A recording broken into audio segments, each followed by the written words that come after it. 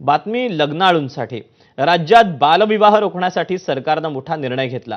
यापुढे लग्नपत्रिकेवर नवरा आणि नवरीच्या अर्थात वधू आणि वराच्या नावापुढे जन्मतारीख लिहावी लागणार आहे। राज्य सरकार लवकरच हा नियम लागू करेल।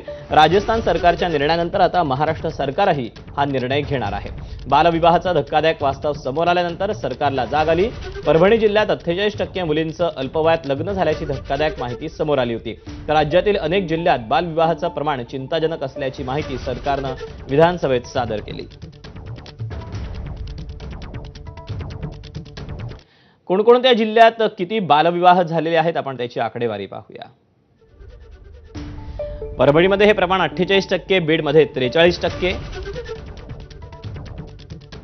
धुळ्यामध्ये 40.5%, सोलापूरमध्ये 40.3%। इतकं हे बालविवाहाचं प्रमाण राज्यामध्येही पाहायला मिळतंय। बातमी मुंबईतून। मुंबईच्या महापौर रितू तावडे पाहणी करत असताना महानगरपालिकेचा एक